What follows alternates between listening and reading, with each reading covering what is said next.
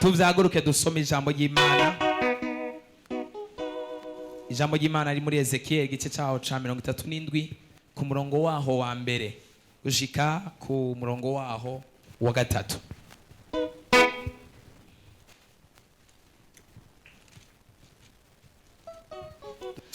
Mbere yuko dusoma ijambo ry'Imana, nagomba kubabwira yuko aya masengesho ntago nigeze ndayategura. Imana niyo yavuganye nanje programme y'iyi ndwi y'amasengesho. Ikindi naco nta n'umunsi n'umwe nigeze ntegura ico nigisha. Umunsi wose ndagenda nkafata umwanya wo gusenga bwa Imana, ni giki wategekanyije kuzima bw'abantu uyu munsi, hanyuma Imana ikavugana nanje. Imana yo mwijuru irabizi, sindaja muri Bibiliya kuva dutangura amasengesho ngo ngende ndondere ngo nsome iki ngo ndagenda nkasenga nkumva Imana ivuganye nanje. Uyu munsi Imana yavuganye nanje ngo mbwire abantu bari hano, ikintu cyose cumye kitakigira ubuzima ko gitegerezwa gusubirana ubuzima mu izina rya Yesu. Abantu bakeya nibo bari bavyumvise. Narinze ngo ikintu cyose cumye ikitagifunctiona, ikitagifise ubuzima, Imana yo mwijuru uyu munsi igomba kugihereza ubuzima mu izina ryayo. Sinzi nimba ari urudandazwa Imana igomba guhereza ubuzima. Sinzi nimba ari urugendo rwawe rwumye Imana igomba gusubira kuri nyuwinga. Sinzi nimba ari umuhamagaro wawe Imana igomba gusubira guhereza ubuzima.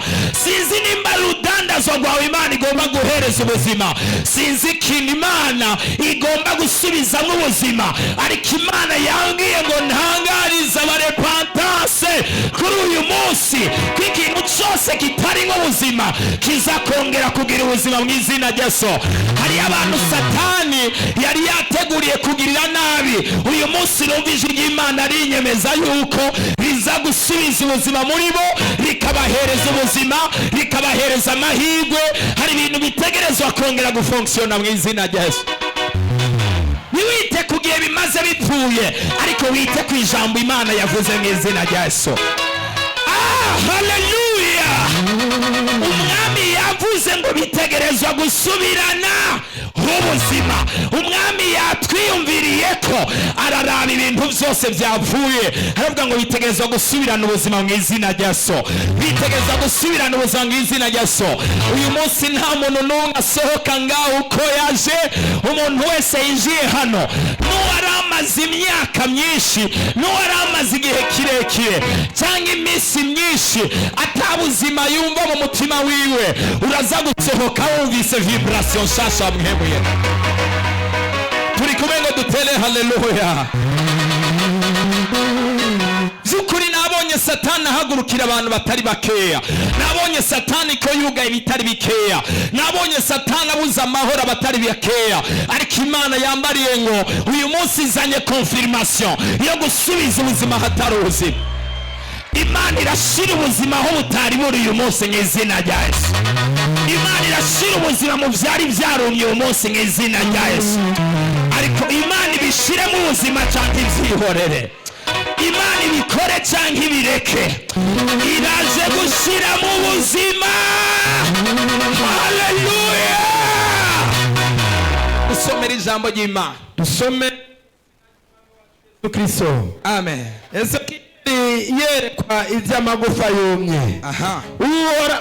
Ukuboko kuhoraho kwanje ko asohokana ndi muri muhemu wiwe, anshira hagati mu kiyaya cuzuye amagufa. Ukuboko kuhoraho, umwami w'amahoro, ugurura ntihagire ugara, ugara ntihagire ugurura, utegeka bigakomera.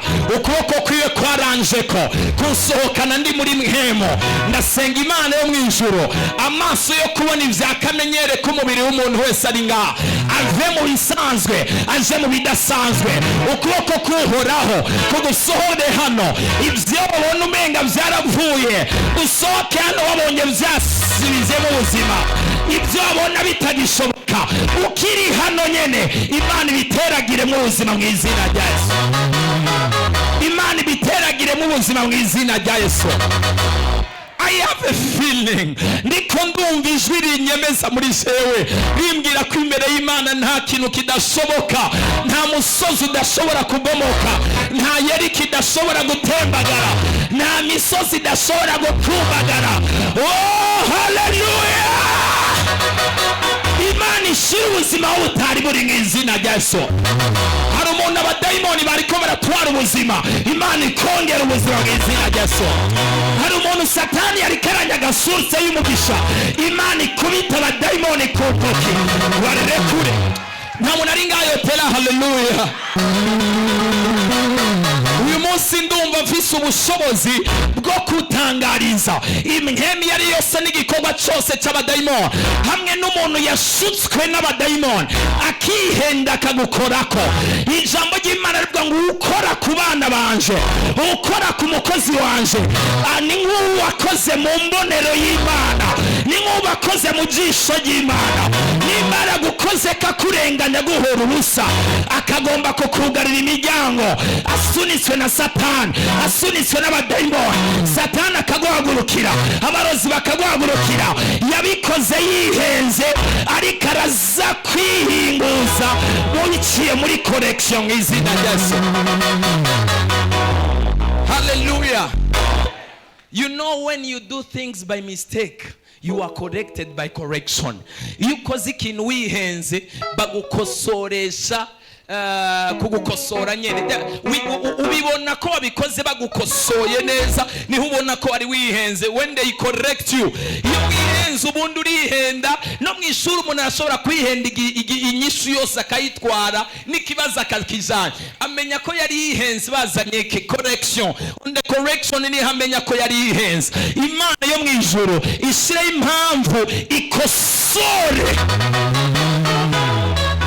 ikosora abantu bose Satani ariko arakoresha ku buzima bwawe, kandi ikosora ry'Imana ndaryizeye we.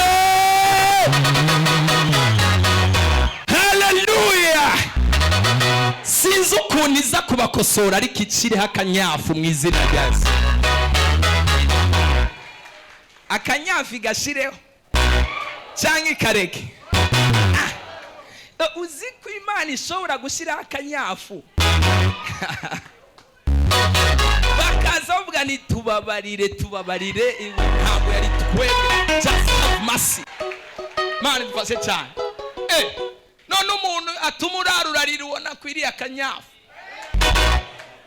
k'Imana, ariko Imana ifashe cyane gose. Hallelujah. Umuntu akugarira gatuma urarura kora ukirigura kora mugabo gakora nk'atakintu nakimuri kurakora, kandi ufise umwete. Umviriza, hari abantu badafise ubunebwe, hari abantu bafise umwete, hari abantu bakunda gukora, ariko isi y'umwijima yarabugariye. Imana yo mwijuru imukosore nk'uko yakosoye Herode imizere mu kiza. Hallelujah. Herode Imana yamukubise urushi, umubiri wose ucuva mwinyo, ako kanya atarikosora, n'abantu bose bavugane wa muntu yari umuntu w'Imana, wa muntu yari umuntu w'Imana.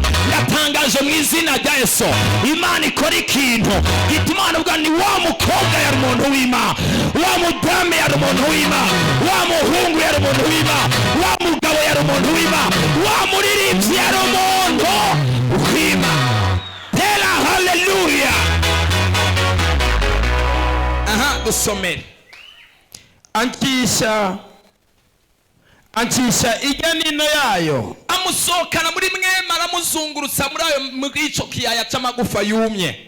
maze mbona ari menshi cyane muri ico kiyaya. Abona amagufa yumye ari menshi cyane muri ico kiyaya, kandi yari yumye rwose, kandi yari yumye cyane. maze arambaza ati mwana w'umuntu, uwo n'umwami ariko aravuga ati mbega aya magufa yoshobora kuba mazima? Mbega aya magufa yoshobora kuba mazima? Ndishura nti mwami uhoraho. Nabarishura ati mwami uhoraho, ni wowe ubimenya.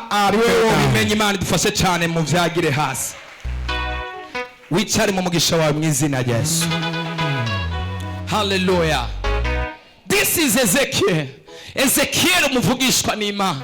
Imana yo mwijuru yaramuteruye imusohokana ari muri mwema, amaze gusohoka ari muri mwemu asanga yisanze mu kiyaya cy'amagufa menshi, amagufa yumye. Araba hakurya abona n'amagufa yumye, araba hakuno abona n'amagufa yumye, abona imbere abona n'amagufa yumye. Birashoboka ko hari umuntu ari ngaha imbere n'inyuma abona ari ibintu vyumye gusa, ariko Imana yacu amagufa yumye ayabonamo ingabo zikomeye, amagufa yumye ayabonamo ubuzima budasanzwe, amagufa yumye ayabonamo ibitangaza n'ibimenyetso. Izina rya Yesu, nimba hari umuntu ari hano, Mana yanje we, ndumva abantu bari hano bafise ibintu bimeze nk'amagufa yumye. Mana mfashe cyane gose. Hari abantu bari ngaha baravye mu kazi babona umenga n'amagufa yumye. Hari abantu bari hano babona umenga everywhere things are dry, ibintu vyarumye, igikundiro carumye. Mwana w'umuntu, mbega igikundiro cogaruka? Uhoraho niwe wobimenya. Vuga ijambo ku buzima bwanje, igikundiro kigaruke. Mwana w'umuntu, nimba mbega uruvyaro rwoboneka ko muganga yavuze ko imbuto zidashobora kuvyara, cyangwa se atari ikibondo ushobora kuronka, Mwami w'amahoro niwe wobimenya. Vuga ijambo uruvyaro ruboneke mu izina rya Yesu Kristo. Mwana w'umuntu, mbega nawe amazina arashobora guhinduka, ko wumye ukitwa intabwa, ukitwa inkengerwa. Mwami w'amahoro niwe wobimenya. Mwana w'umuntu, mbega urugendo rwawe rwoshobora gukunda kumaze kugerageza kenshi. Mwami w'amahoro niwe wobimenya. Mwana w'umuntu, mbega urashobora gutera imbere, mbega urashobora kongera ugahaguruka mugakiza. Niwe wobimenya, niwe wobimenya. Mwana w'umuntu, mbega urashobora kugira amagara mazima nawe ugatera imbere nk'abandi, nawe ukagira amagara meza nk'abandi. Mwami w'amahoro niwe wobimenya. Vuga ijambo ku buzima bwanje, amagara yanje yitegemvye, ubuzima bwanje bwitegemvye. This is the prayer of somebody here. Iri ni isengesho ry'umuntu mwari hano, ariko avuga ni God, I've been listening to the word. Maze igihe kinini numva ijambo, kandi maze igihe kitari gito numva amajambo yawe. Preachings has been passing in front of me so many times. Ivuga butumwa ryaranciye imbere inshuro nyinshi cyane, ariko mfise ibimeze nk'amagufa yumye. Amahoro yanje yarumye, nta mahoro nkigira. Mpemu yera yarumye, ntakiri muri jewe. Ubwiza bwarumye, ntikiri muri jewe.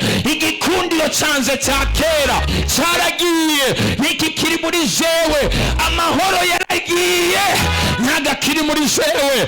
Inkomezi za kera zaraheze, imbaraga za kera zaraheze. Ariko Mwami, nimba ushobora kuvuga kandi urashobora gushira mu ngiro, vuga ijambo rimwe ibintu bihinduke. Ndagomba nishura umuntu wese ari hano. Imana yo mu ijuru yambariye ngo, yavuze ngo ivyumye vyose mu buzima bwawe iraza kubisubizamo ubuzima, iraza kubisubizamo ubuzima, iraza kubisubizamo ubuzima, iraza kubisubizamo ubuzima, iraza kubisubizamo ubuzima. Hallelujah. Let me tell you something. Hari abantu bari hano, Imana mu ijuru irikiranyemeza, irikirambwira ngo ndababwire ngo inyuma y'iyindwi y'amasengesho uzosohoka muri kino kibanza wumva wiyumvira ugutandukanye nuko wahora wiyumvira, ukora ugutandukanye nuko wahora ukora, ugenda ugutandukanye nuko wahora ugenda, ube ugutandukanye nuko wahora ubaho, kubera Mwami yavuze. Hallelujah. Hallelujah. Iyo Umwami avuze ibintu bija mu ngiro. Yesu natwase cyane. Turi cyane mu kwezi kwacu kwa kabiri, kuko bitegerezwa gushigwa mu ngiro mu izina rya Yesu. Hallelujah. Hallelujah. Hari umuntu ari ngaguma atinya gukora ibintu kubera ko abona uburyo butamworoheye. Bitegerezwa kuja mu ngiro in the name of Jesus. Hallelujah. Guma wegereza amatariki inyuma, wegereza amatariki inyuma. Nzobikora kuri uyu munsi, no. Bitegerezwa kuja mu ngiro muri kuno kwa kabiri mu izina rya Yesu. hagarika kuguma wegeza amatariki imbere ya dote, hagarika kuguma wegeza imbere amatariki ya mariage. Bitegeza gushirwa mu ngiro umwami yavuze kandi yakwiyumviriye ko. Reka ubwoba, umwami yavuze araje kubishira mu ngiro kandi araje kubikora. Abizera barihe batele haleluya. Imana dufashe cyane gose. So hano Ezekiel yaricaye mu kiyaya, wondering and imagining, ariko aratangara kandi ariko ariyumvira ku bintu Imana iriko iramubarira. Yesu natufashe cyane. Ibaze Imana iriko iravugana nawe right now, iriko irakubarira ibintu byapfuye kera cyane, the things that died very early. Kaubwira ni ibi bintu ngiye kubikora byongere kugira ubuzima. Yesu natufashe cyane. Ibintu uziko byapfuye, ibintu uziko bisa nk'ibidashoboka, bisa nk'ibidakunda imbere y'amaso yawe, ariko Imana iraza kukubwira ngo ibyo nyene ubona bisa n'ibidakunda nivyo nje gukora. Imana dufashe cyane gose. Ezekiel yari muri ico kibanza cyo kwiyumvira ibi bintu birashoboka kweli. Mungu we, amagufa yapfuye no kuma ntiyumye gusa, ahubwo yarumye cyane. Hari igihe igufa ryuma mugabo ritaruma neza, ariko hari rindi ryuma kabisa rikaba ryarumye. Birivuga ngo yari yarumye kandi yarumagaye cyane. Ezekiel yari mu kibanza cyo gutangara no kumigwa. Imana yo mwijuru muri ico kibanza cyo kumigwa iraje kuharema inyishu y'ikibazo mu izina rya Yesu. Imana yo mwijuru iraje kurema inyishu y'ikibazo muri ico kibanza nyene cyo kumigwa mu izina rya Yesu. You are in the place of wondering. Uri mu kibanza cyo kumigwa, cyo kubura icyo ukora, cyo kuzazanirwa. Umwami araje kuvuga ijambo muri ico kibanza nyene cyo kumigwa, muri ico kibanza nyene cyo kujumararirwa. Umviriza ndagusaba ikintu, ntutakaze positive energy, ntutakaze energy positive, kubera Imana yo mwijuru aho nyene wumiwe, aho nyene wajumarariwe, aho nyene wacanganyikiwe, aho nyene ibintu byagucanze, iraje kwiyerekana kandi yivuge mu mazina y'izina rya Yesu. Abizera dutere haleluya. Imana dufashe cyane gose. Hagarara ndakubarire, hagarara ndakubarire ikintu Imana imbarire, ariko ndashobora kuvugishwa cyane. Can I prophesy? Hallelujah. Hallelujah. Imana dufashe cyane gose. Iminsi iri imbere hari abantu Imana igiye kubuza amahoro ku bwawo. These days in front of, these days ahead of us, hari abantu Imana ije kubuza amahoro ku bwawo. Hari abantu Imana ije kubuza amahoro ku bwawo. Imana irambwiye ngo ndakubarire usezerana isezerano, ariko uzi neza kuzoshitsa isezerano, uzi neza yuko uzoshitsa kandi ugashira mu ngiro, kubera yuko ndabona guhindurirwa amateka muri iyi minsi iri hano imbere.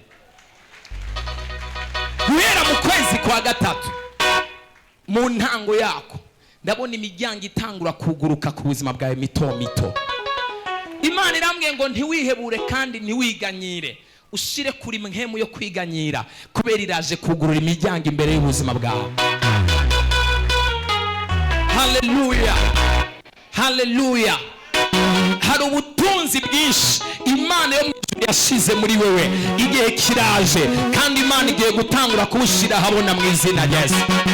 Nta murozi nta n'umudayimoni n'umwe azohagarika icyo Imana igiye gukora ku buzima bwawe. Haleluya. Haleluya. Ndiko ndabona umugabo yirabura cyane, very black person, umugabo yirabura cyane gose, ariko araramutsa mu biganza byawe. Mbona aragutongereka imitongero myinshi cyane mu biganza byawe. Every man you touch flies. Amafaranga yose ukoze kakaguruka kaguruka kaguruka akaguruka kaguruka. The man flies like nothing. Imana yo mwijuru iraje kurestora konte yawe, igiye gusubira kuja kama miliyoni mu izina rya Yesu. Imana ibikore cyangwa nibikore, niba ubyemera uzizera nawe Imana ibigukorere. Haleluya. Imana idufashe cyane gose. muri kuno kwezi nyene mbere ko guhera hari umuryango Imana igiye kugurura. Hari ikintu Imana izokorera umuntu, nizogikorera we izogikorera umuntu, ariko izogikorera umuntu kugira ngo nawe ugire icyo uronse kandi kizova kiboneka gifadika. Niko ndavuga amafaranga. This is what I'm trying to mean. Hari umuryango Imana ije kugurura, agakengego n'agasuzuguro Imana igomba kubigukura ko mu izina rya Yesu. Nta muntu ari ngayo tela haleluya. Ikintu cyose umwansi wawe yari yagusunikiye ko kimusubire ko mu izina rya Yesu. Turamumanuye hasi mu izina rya Yesu, turamukoroye mu izina rya Yesu. Wari nyuma yo gutakaza no guhomba no kubura, ukuboko kw'Imana kuremereye kumutsikamire, kumumanure hasi mu izina. Imigozi yose yari ifashe ibiganza byawe n'amaguru yawe icagagurike guhera uyu munsi mu izina rya Yesu. Haleluya. Hari n'ibindi bintu by'abandi byari byanse gukunda kubera ko imiryango yawe yari yugaye. Imana ifashe cyane gose. Guhera uyu mwanya natwira ijambo hano ku gicaniro. Hari imiryango y'abandi bantu yugurutse kubera Imana izozihezagira abandi kugira ngo uhezagirwe kandi guhezagire kugira ngo uhezagire n'abandi. Urazizeye uri hano ngo utere haleluya. Nawe wambaye umupira wa jaune inyuma haguruka ndakubarire nawe Imana imbariye. Imana yo mu ijuru hari ikimazi, ndiko ndabona ikimazi cyatanzwe mu buryo buri negative cyo kwica no konona every business you do. Igikorwa cyose cha business ukora, ndiko ndabona ibintu byose ukozemwo ugiyemwo bipfa. Everything you enter bipfa. Bimaze kugutera agahinda no kuguca intege ku rugezo wumva umenga wohagarika no gukora. Niko bimeze cyangwa siko bimeze? Imana yo mu ijuru irambariye ngo iraje gushira ubuzima aho umwansi yari yaratanze kimaze kiri negative. Haleluya. Uyu mwanya turiko turavugana ndiko ndabona iminyororo myinshi iriko irakoragurika. Hari umugisha Imana ije kugura mu biganza bya mu izina rya Yesu. Imana imwugururiye nawe ikugururiye mu izina rya Yesu. Imana imucira inzira nawe igucira inzira mu izina rya Yesu. Imana yo mu ijuru irambariye ngo mu gishingo cyaho ugeze hose ibintu byahora bipfa guhera uyu munsi usohotse hano aho ugeze hose ibintu birakunda mu izina rya Yesu. Ibyaso wawe bizogenda neza ku bwawe. Niko ndabona Imana iduza inyenyeri yawe mu muryango wawe. Haleluya. Haleluya. Imana yo mu ijuru iruguruye umugisha mu izina rya. Komera Imana amashyi menshi cyane. Imana ifashe cyane gose. Haleluya. Haguruka nawe ndakubarire. This one. Imana ifashe cyane gose. Ariko Imana ibishiremo ubuzima cyane. Hagarara nawe ndakubarira ikintu Imana imbariye. Can I prophesy? Imana ibishiremo ubuzima cyane. Imana oya navuze uw'inyuma the behind uw'inyuma. Imana ishira ubuzima ahantu hose hatari hari ubuzima. Imana ishira ubuzima ahantu hose hatari hari ubuzima mu izina rya Yesu. Ikintu cyose Satani yatwaye ubuzima Imana igisubiza ubuzima mu izina. Ikintu cyose abarozi batwaye ubuzima Imana igisubiza ubuzima mu izina rya Yesu. Nta muntu ari ngayo tera haleluya. Yesu natufashe cyane gose. Ndabona Imana yo mu ijuru iraje guhombesha abarozi ku rugezo rwo hejuru cyane. Muri aya masengesho abarozi nta mahirwe bafise. Hano hepfo sindaza namwe ndamanuka mu kanya. Muri iyi ndwi abarozi nta mahirwe bafise. Bategerezwa guhomba no gutakaza icyo bari barakoze cyose ku buzima bwawe, bakanezererwa amarira n'agahinda n'umubabaro. Imana irabaka umunezero wabo bariko baragira biciye mu gahinda kawe mu izina. Haleluya. Yesu natufashe cyane. Hagarara nawe no uriya w'inyuma. Hagarara nawe. Imana mu ijuru irikirambarira ni igomba guhezagira ibintu bitoya ugomba gukora. ndabona Imana yugurura umutahe w'amafaranga. The money is going to come. Hari amafaranga Imana igomba gushira mu biganza byawe. Imana irambwiye ngo ntuzukengere gukora ikintu icyo ari cyo cyose.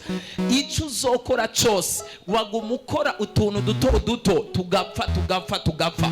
Imana irambwiye ni guhera uyu munsi igiye gushiramo imhemu y'umugwiza kandi igiye kukugwiriza. Ntabwo uzosubira gukora mu nzu. Imana yo mwijuru iravyanse, ntunavyiyumvire, ntunabitegure. Imana yo mwijuru izohezagira ibiganza byawe kandi ivyo uzokora byose izobigwiza mu izina rya Yesu. Nta muntu ari ngayo tera haleluya. Egera hano ndagusengere. Hari imhemu mbigumi gutsikamira. Satani agomba kurungika kuja gukora mu mazu y'abantu. Ntago ukwiriye kuja gukora mu nzu y'abantu. You don't deserve to go there. Can I prophesy? Can I prophesy? Imana iri kirahindura ubuzima bw'ibihindura ubuzima bwawe mu izina rya Yesu. Imana iri kirarema ivyizigiro byawe mu izina rya Yesu. Nta muntu ari ngayo tera haleluya. Ndinginga Imana yo mu ijuru ivyiyumviro n'imigabo n'imigambi yose y'abadayimoni ku buzima bwawe Imana ibishire hasi mu izina rya Yesu. Haleluya. No, Imana irambwiye ntuzoja gukora mu nzu y'umuntu, igomba guhezagira ibiganza byawe. In the mighty name of Jesus. Ndiko ndabona igicaniro.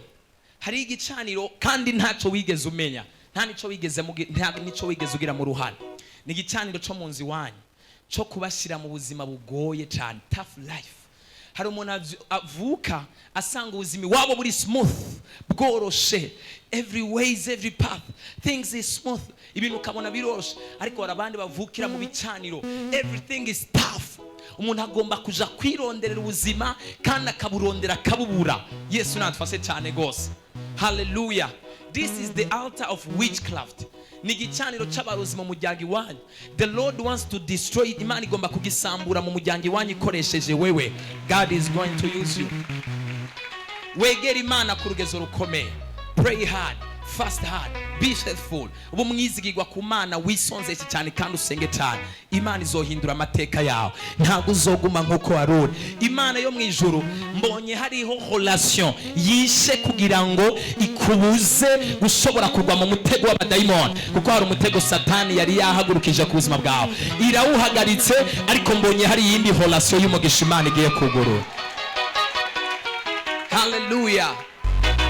Ari umuhungu yora kuvugisha ntazosura kukuvugisha guhera uyu munsi. Imana mu ijuru nimuhagaritse. Ikintu cyose Satani yasize kugira ngo kigutebye kigutakariza umwanya, Imana igikureho hakiri kare, ikuremera ikintu cy'umugisha. Nimba wizera tera haleluya.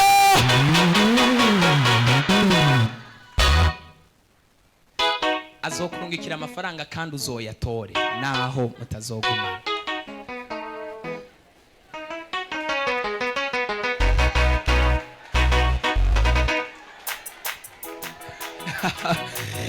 Hey! Hallelujah!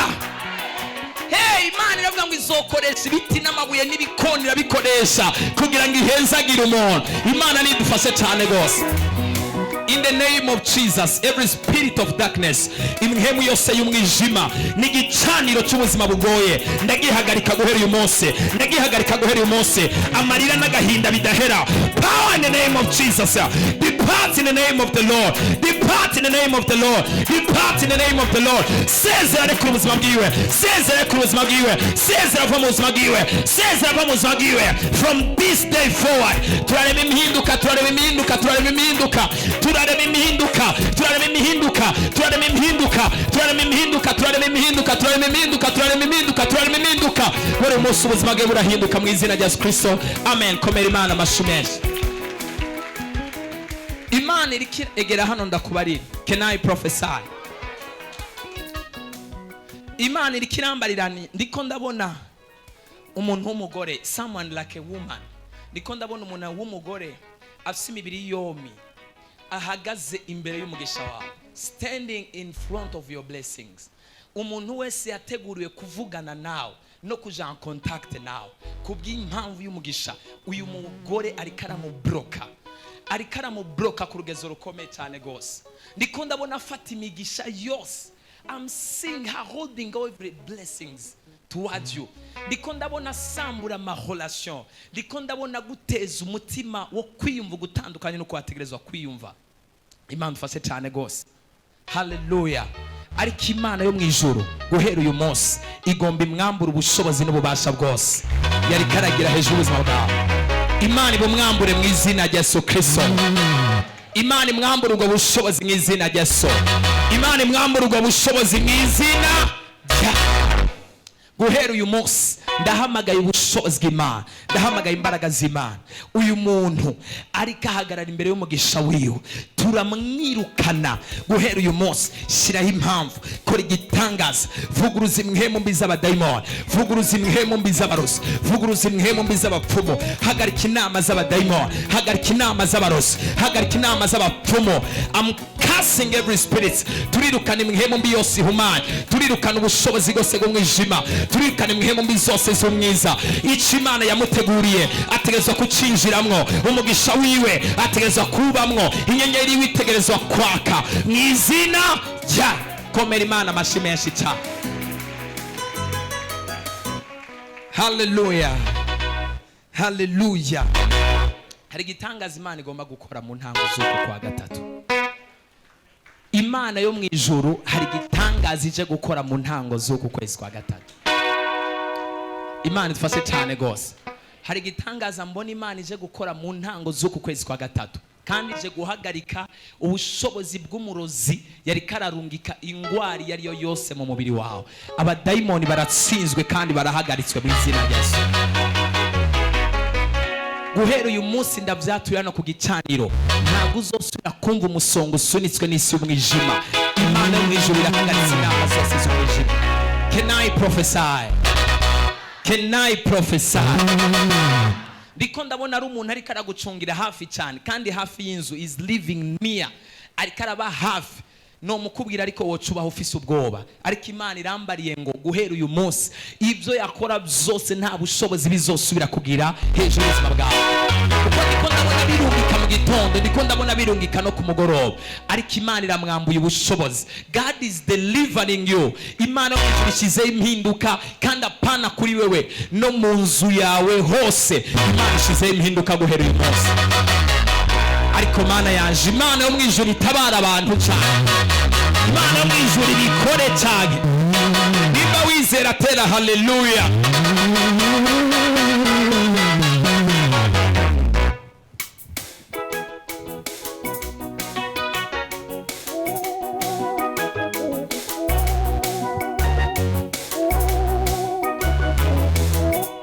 Reka dusomere kuri kane, hajyanye numanuke kuri kane.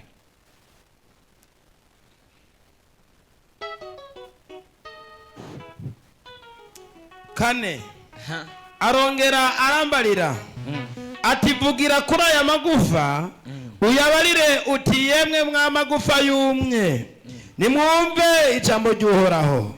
Uku ni kumwami Uhoraho abarira aya magufa. Ubwa mbere yari yagiye hajya ariko ariyumvira, Imana imubajije ko yoshobora kuja mu buzima. Nagira mbwira umuntu wese ari hano, iyo umwami avuze ibintu byahora byiyumvirwa nk'ibyiyumviro by'amateka gusa bitangura kuba realite, bitangura kuba ukuri, bitangura kuja mu ngiro.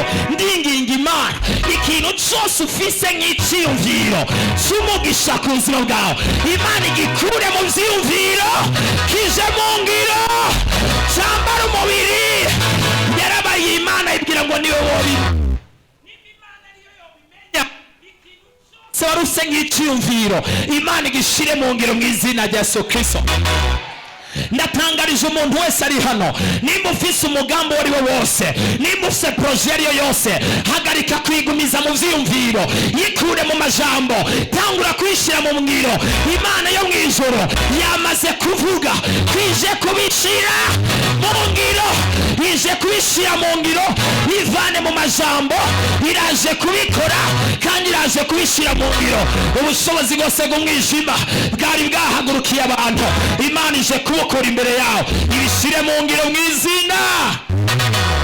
When the king speaks, every imaginary things becomes reality. Ibintu byose byahora byiyumvirwa nk'ibyumviro bihinduka realite. Yesu natufashe cyane gose. Hallelujah, hallelujah. Imana ihagurutsa abantu bakagufata ukuboko kugira ngo bije mu ngiro. Imana ihagurutsa abafise amafaranga bakayakuzanira kugira ngo bishige mu ngiro. Imana ihagurutsa abanyamavuta bakagusengera kugira ngo bije mu ngiro. Imana ihagurutsa ivyankenerwa kugira ngo bije mu ngiro. Sinzi ikintu ukeneye ko Imana ihagurutsa ku buzima bwawe, ariko Imana igira icyo ihagurukije kugira ngo bije mu ngiro mw'izina. Bitegerezwa kuja mu ngiro. Hano rero ibyo yaratangwe yari kariyumvira, Imana itanguye kubishira mu ngiro ikoresheje marayika. Aha, atehengira nshira impwemu muri mwebwe, ndio nuko muraba bazima, ngira shira impwemu muri mwebwe, kandi ngira mbashire kw'imitsi, ndabashire ko, bazane kw'inyama, ndabazane kw'inyama, mbarenze kurukoba, ndabarenze ko n'urukoba, mbashire kw'impwemu, ndabashire ko nimwe, nuko muraba bazima, nuko muraba bazima, kandi muramenya yuko jewe ndi Uhoraho. Aha, nuko ncavuga nk'uko mbariwe. Hari abantu bari hano, ibintu byarapfuye kugeza ku rugezo ikintu kimwe cyonyine kitobikemura. Imana bisaba kwizana igikundiro, ikazana abagenzi, ikazana abamufata ukuboko, ikazana aba destiny helper, ikazana abamushigikira, ikamuzanira amavuta, ikamuzanira ubwiza, ikamuzanira presence yayo. Ibyo byose byankenerwa kugira ngo ikintu gishige mu ngiro. Imana igishireho mw'izina rya Yesu, kandi gikore kugira ngo ibintu byose bigire ubuzima. Imana ishira ubuzima aho butari buri mw'izina. Imana ishira ubuzima mu rugo rwawe aho butari buri mw'izina rya Yesu. Aha, maze nkiriko ndavuga, haba umuturagaro, mbona isi itigita, amagufa arafatana, igufa na rigenzi ryayo irya mbere ritangura kuza. Aha, ngizensya mbona ariko imitsi. aha, maze inyama zirazako, urukoba ruzirengako, ariko nta mwemu zari bwajemwo. Maze arambarira ati vugira ku muyaga, vugira ku muyaga. Uhoraho niwe yari karagira gute? Niwe yari karavuga. Uhoraho avuze n'umuyaga urumva, n'umuyaga urumva, n'ibidafise amatwi urumva, n'ibidakora birakora, n'ibidashoboka birashoboka. Ariko Mana yaje avuga ijambo, Uhoraho avuga ijambo, ivyaboneka nk'ibidashoboka bishoboke mw'izina rya Yesu, ivyaboneka nk'ibidakunda bikunde mw'izina rya Yesu. Uhoraho avuga ijambo hejuru y'ubuzima bwawe. Niba wizera tera haleluya. Uhoraho avuga ijambo hejuru y'ubuzima bwawe. Ibidafise ubuzima bigira ubuzima mw'izina rya Yesu. Ibintu byose birumvirijwe igihe Uhoraho akimara kuvuga, ibintu bitangura kuza, amagufa araterana, rimwe na rigenzi ryazo byose gihamagara. Sinzi umugisha wawe aho watakariye, ariko Imana yo mwijuru igiye gusuma wirondere amafaranga, kurondere umugisha, kurondere ineza yawe, kurondere ahantu hose umugisha wawe uri. Ndatuye ngo umuvugishwa n'Imana utangure kukurondera, utangure kukurondera. Bari hano bavyizeye bahaguruke batere haleluya.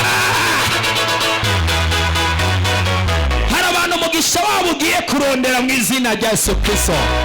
Hari abantu inyenyeri zabo zigiye kurondera mw'izina rya Yesu Kristo. Hari abantu amashimwe agiye kurondera mw'izina rya Yesu. amashimwe akwirondere mu izina rya Yesu, ibitangaza bikurondere mu izina rya Yesu, ibimenyetso bikurondere mu izina rya Yesu, utumiza tukurondere mu izina rya Yesu, amagufa yari yaratatanye afatane mu izina rya Yesu, umuryango wari warasanzaye wegerane mu izina rya Yesu, urugo rwari rwarasanzaye rwegerane mu izina rya Yesu, igikundiro cyari cyarapfuye gifatane mu izina rya Yesu, amahoro yari yarasanzaye afatane mu izina rya Yesu, inkomezi zari zaheze zongere zigaruke, Imana igusubize inkomezi, Imana igusubize inkomezi. Haleluya! Abakobwa n'abahungu bari hano bari baratakaje inkomezi, ndumva Imana igiye kubongera inkomezi y'umugoroba. Urasohokana inkomezi shasha, urasohokana imbaraga shasha, urasohokana amavuta mashasha, urasohokana iyerekwa rishasha, urasohokana amasezerano mashasha, urasohokana inkomezi shasha, urasohokana imbaraga shasha, kubera umwami yavuze. Haleluya! Haleluya! Umwami kubera yavuze, ikoreshe n'abatakwemera n'abansi bawe bashire mu ngero umugisha wawe mu izina rya Yesu. Ariko Mana nta muntu ari gayotera. Haleluya! Mana idufashe cyane gose, Yesu nadutabara. Imana yo mu ijuru ikoreshe n'abatari kukumva n'abatari kugutahura, ibishire mu ngiro mu izina rya Yesu, ibishire mu ngiro mu izina rya Yesu, ibishire mu ngiro mu izina rya Yesu. Imana irambwiye ngo muri aya makoraniro iratanze abana 5 ku batari bafise uruvyaro muri kiro kibanza. Wakira umwana wa mugore we, wakira umwana wa mugabo we, abari hano barihe batere haleluya. Imana yo mu ijuru irafuruye ingabire muri rino koraniro y'uyu mugoroba, irazanye ubwiza bushasha n'inkomezi shasha. Arabose kerebonta karabroshiyaza rikotopayazata. Imana yo mu ijuru iravuganye nanje nk'uko Baramu yagiye kuvuma Abisirayeli akisanga yabahezagiye. Hari imivumo Imana yo mu ijuru ikatishije Satani yari yashize hejuru y'abantu, abarozi bari bashize hejuru y'abantu. Igihe cyo kugendera mu muvumo kirahagije, igihe cyo kugendera mu majambo y'umuvumo kirahagije. Ugiye kugendera mu masezerano y'Imana, ugiye kugendera mu bwiza bw'Imana, ugiye kugendera mu masezerano y'Imana. Imivumo y'abavyeyi irakuvako, imivumo y'abakwanga irakuvako, imivumo yo muri karandi irakuvako. Iyo wagizemo uruhare n'itagizemo uruhare irakuvako. Ariko abantu bizera barihe? We are believers. Ntabwo nari ngayotera. Haleluya! Imana irambariye ngo nuko ijwi ry'Imana ryaje kuri Eubeni biciye mu muvugishwa nayo, umuvugishwa Mose aramubarira ngo guhera uyu munsi abare Eubeni barakabaho ntibagapfe. Hari abantu bari hano ibyabo byose byapfa, ibyo bakoze ko bigapfa. Prophetically as a father of this house, natuye n'ijwi rirenga risunitse n'ubushobozi bw'Imana n'imbaraga z'Imana zidasanzwe, ibyawe byose birakabaho. Tera haleluya! Tera haleluya! Agakiza kawe nigahere mu izina rya Yesu, igicaniro cy'umuriro nikizime mu izina rya Yesu, amavuta y'Imana yiyongere mu izina rya Yesu, onction y'Imana yiyongere mu izina rya Yesu, umuriro w'Imana uduge mu izina rya Yesu. Bavyemera bavyanga bapinga batavyemera, umwami yavuze. Tera haleluya! Tera haleluya! Mana yo mu ijuru ntiwemere yuko kano gakengegwe kabandanya. Subiza hamwe ibitakiri hamwe, igitutsi ni kininiya ku bantu bamaramariye mu miryango hano. Igihe cy'ibitutsi kije kurangira mu izina rya haleluya! Haleluya! Haleluya! Imana nidufashe cyane gose, Imana nidutabare cyane. Birashoboka ko habayeho absence y'ibintu byari bisanzaye, absence y'ibintu byategerezwa gufatana, ariko ariko imana yo mu ijuru itumye habaho presence y'ubwiza bwayo, ibintu bigiye kwegerana, ibintu bigiye kwegerana. Umuntu wese ari hano abaye mu buzima bw'akajagari, disorganization, disorder, everything you touch scatters. Icyo ukoze ko cyose kigasanza, icyo ukoze ko cyose nikibe stable. Impemu ya stability yinjiye mu buzima bwawe mu izina rya Yesu. Urugo rwawe rube stable mu izina rya Yesu. Konte yawe ibe stable mu izina rya Yesu. Abana bawe babe stable mu izina rya Yesu. Urukundo rube stable mu izina rya Yesu. Tela hallelujah. Teri yindi hallelujah. Imwemu ya instability ivuye mu buzima bwawe mu izina rya Yesu Kristo. Imana nidufashe cyane gose. Hallelujah. Nkuko amagufa yari yaravunitse, arasanza araruma, rimwe rikaza irindi rikaza, Imana yo mu ijuru iza n'umufasha, a helper, I mean a helper, destiny helper, iza n'abafasha mu buzima bwawe bagufata ikiganza. Yesu natufashe cyane gose. Hallelujah. Nabwiye the days of nowadays, iminsi yo muri iki gihe ntabwo tukibona manu ikorotse, umugisha uva ku manu ugaca ku bantu kugira ngo ushikire umuntu. So we are trusting in his power and we are trusting in his presence. Twizere mu bushobozi bwiwe hamwe n'umugisha wiwe udasanzwe, kandi titeze gukora kwiwe. Imana ihagurutsa abantu bashire mu ngiro igikorwa cyawe mu izina rya Yesu. Imana ihagurutsa abafise amafaranga bashire mu ngiro ibintu byawe mu izina rya Yesu. Hari ibintu byadabadanganye birapfa, Imana yo mu ijuru bishire mu ngiro igira ikikoze. Hallelujah. Aya masengesho ntago ashobora kwijana, arasiga ikimenyetso no kwibutsa ku buzima bw'umuntu. Natufase cyane, iri buye wazanye kuri uyu munsi rirasiga urwibutso mu buzima bwawe. Hallelujah. Mukanya ngira ndarisengere, I'm about to pray for it. Yesu natufase cyane gose.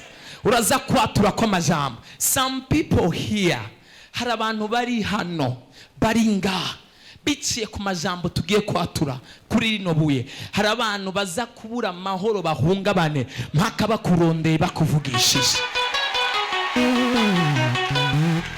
None se umwami yavuze ngibyasanzaye tubyegeze hafi. Yesu natufase cyane gose. Hallelujah. It is a lie. Why would you let the devil take what is yours? Kubera ko ushobora kwemera satani katwara ibyawe byose, kirazira mu izina rya Yesu. Icawe kizokwamara icawe, Imana yateguye ntaho kizoja. Nimba hari umugisha Imana yaguteguriye, satani n'abakozi bakaba ariko bagerageza kuwiba, guhera uyu munsi Imana ibakubite ku ntoki barekure, kirazira. Imana fase cyane gose. Gira nsengere ryawe, I'm going to pray for it. Yes, natufashe cyane. Narababwiye this one which I'm going to pray for. Nimba hariho umuntu mukumbe bariko baja gutora amabuye.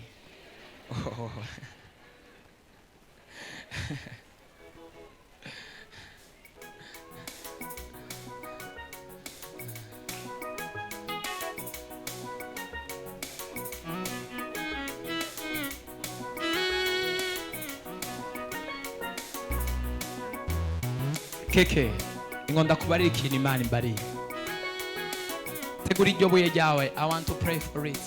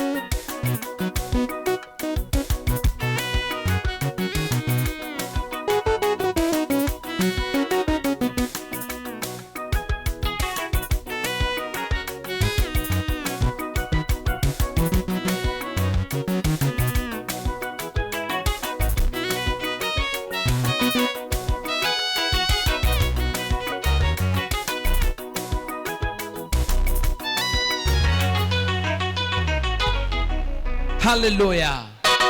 Umuntu wese ari hano Satani yarera mugize ku bushobozi ntagasubira kugira ubushobozi ku buzima bwawe. Iri buye ngira ndarisengera, nimba hari umukinzi yahora agurukira hejuru yawe uyu munsi arakoroka mu izina rya Yesu. Haleluya, haleluya. Aho wahora udandariza nimba hariho imiti Imana yo mwijuru iraje kuyidesactiva yaactive ubundi bwiza bw'Imana. Come on, umuntu ari ngayo tera haleluya. Hariyo ubushobozi bw'Imana buzanye imhemu ya multiplication, the spirit of multiplication. Imana yo mwijuru irayirekuye mu rudandazo rw'abantu kuri kino kibanza. Yesu natufashe cyane gose. Nimba hari umuntu yabyimbye yagize ikibazo, si ikibazo cy'ubugwayi, sindakubwiye ngo uyikoreshe ikindi, ugenda ukoze ko ku mubiri honyine, just touch it, put it there. Watura ijambo, ubushobozi tugomba kwatura kuri rino buye. Ibuye rigumye ifuruka ariko ryazgawe n'abubatsi ariwe Kristo Yesu. Araje gukora ibitangaza mu buzima bw'abantu abizera. Mana yanje we,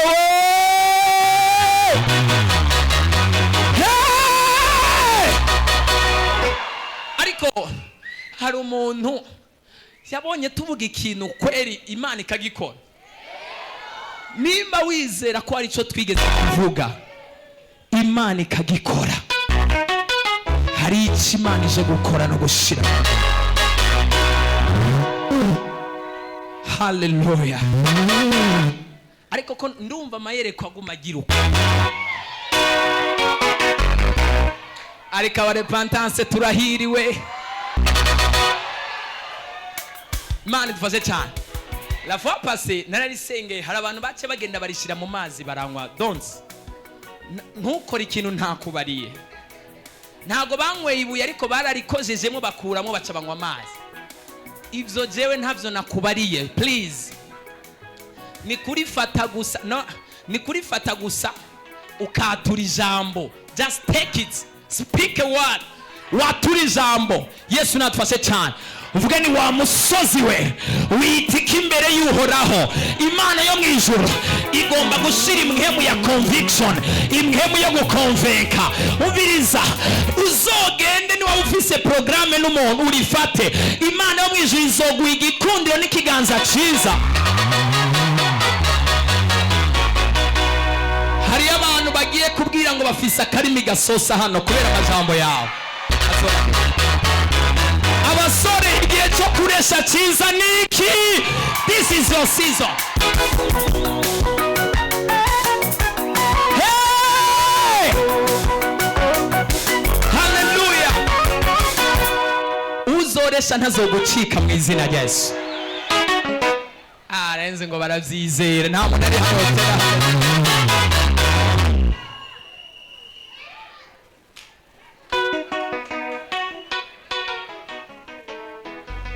Murafashijwe.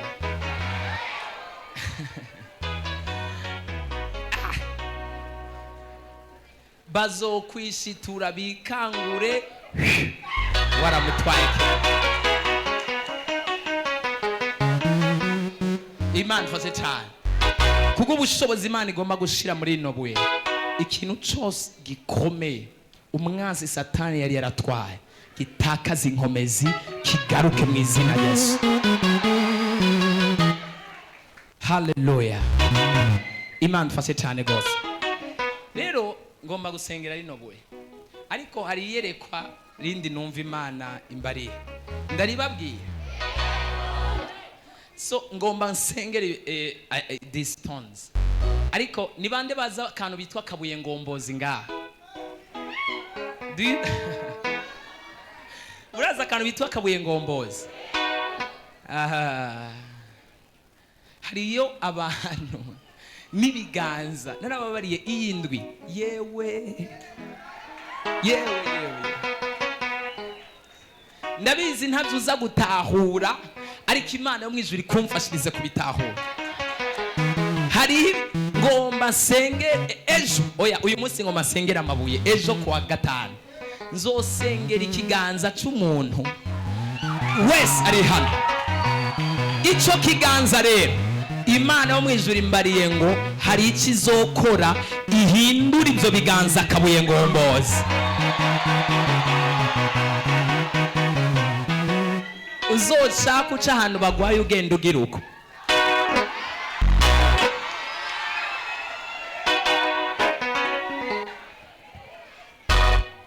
Ubuzima butegerezwa kugaruka. Ni wabuzi ko ari umuntu akuvuruga guma kugora, uze wiyeranje umuramutse.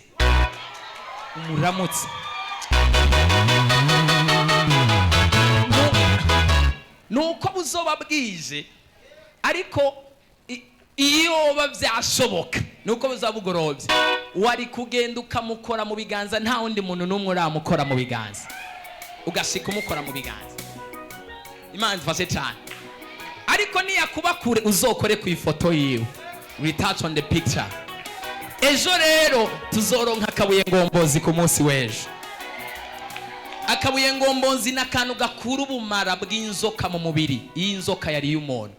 Hariho rero the poison spells, imitongero, amajwi y'abadayimoni, icankiro, the spirit of anger, imwemu y'ishavu, imwemu yo kutandukana, imwemu ya division, imwemu ya division. Imana igomba gukura mu miryango y'abantu no mu buzima bw'abantu. Hari abagore bafite abagabo babakoroga cyane, your husband disturbs you. Imana igomba kuguha akabuye ngombozi rijya shavu ryose rihererihe spirit. Imana tufashe cyane gose. Azokuvugisha nk'ukiri muri fiançailles, azokoresha nk'ukiri. Ariko abantu murizera Imana cyane. Niba wizera Imana tera